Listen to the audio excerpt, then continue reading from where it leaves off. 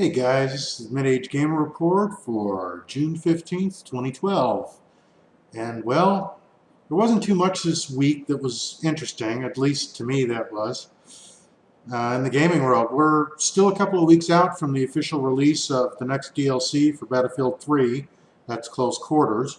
But if you're a premium member, you can already play on the new maps. From the BF3 Battlelog webpage, it appears there are 4 new maps available because of Close Quarters. They are Zeba Tower, Operation 925, Donya Fortress, and Scrap Metal. Since Close Quarters is more of a deathmatch, run-and-gun affair, it's likely I won't be picking it up, so check elsewhere for more details on that. Now, it was obvious that last week's huge patch was largely due to this expansion pack, as well as some interface tweaks to the Battlelog webpage, which, I don't know, I guess it's better. Speaking of Battlelog, I still don't see why I need to go to a webpage to play a retail game. At least in Need for Speed, the Autolog, which is analogous to the Battlelog, they're both EA and they're both an EA creation. But at least in that case, it's rolled into the game. I don't have to go to a webpage. Oh, and by the way, you can't use Internet Explorer 8 with Battlefield 3 anymore. The last patch removed support for it. Not that many people are still using it for BF3, as this game won't install on a Windows XP system. And XP is the only recent OS that can upgrade to IE9 or above. I suppose if you were attached to Vista and resisted IE9, it's a problem. That's beside the point, however. Perhaps it's a symptom of cross-contamination between console and PC gaming that every game has suddenly developed overly complex user interfaces, confusing controls, and a need to be constantly connected to the internet, even for solo play. You know, we started this trend of immersion not too long ago, which went far beyond just better visuals. Now we could control every aspect of our pixelated alter ego. We can look over our shoulders, map a key to a specific weapon, or even program custom taunts for our other multiplayer brethren. You know, it all sounds real good till you see the hopeless quandary it's created for developers. Take a look at any modern FPS or driving simulation and you have a dizzying array of options, which have little or nothing to do with the actual game. I know this because I ignore most of them, and do just fine, thank you. Couple that with a kludgy UI designed to allow more advertising space for the publisher, and the excitement soon wanes. Let me give you an example here. I've got a little video here to just give an example of just how wonderful this all is in, say, Battlefield 3. Okay, I'm going to show you something here. This is Battlefield 3. I'm going to go into the options.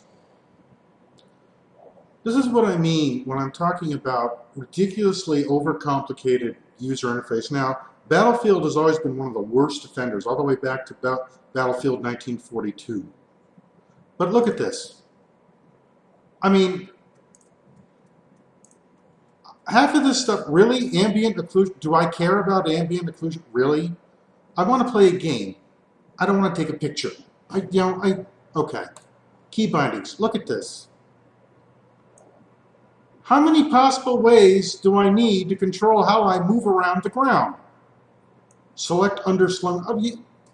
I don't have enough buttons on my keyboard for all these options. Look at all that. Common controls. That's the shortest one there. And you know what? Just like any other Battlefield game, if you set one of these, I bet you're going to have a conflict with something else. And worse is this thing will actually let you have that conflict. That's why I had a problem with doing an alt-fire select in a helicopter and doing a yaw to the right, because I somehow had both buttons assigned to the same key.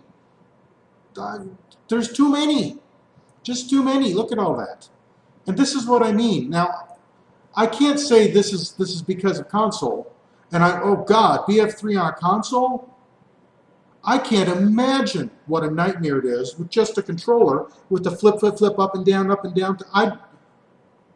By the time you were done with that controller, I mean, you should just go ahead and be an accountant, because you could do 10 key by touch by the time you were through. with this controller because you can't possibly look at all those buttons. Green, red, blue, blue, green, blue. What? Okay, whatever. It's just, this is the state of gaming in 2012. If we want to play something, you better spend a half hour just setting it up. And by the way, you probably won't be happy with it, so spend another 20 minutes fixing what you did in the last half hour.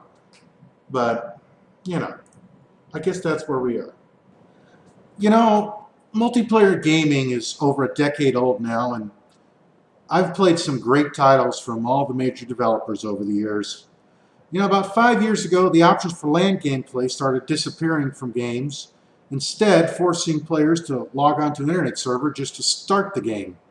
This was likely a reaction to all the piracy that was going on, you know, the piracy. And the publishers figured if you could log onto their authentication servers, you weren't a pirate. Thus starts the bald-faced admission that game publishers, just like their motion picture industry cousins, think their customers are all thieves.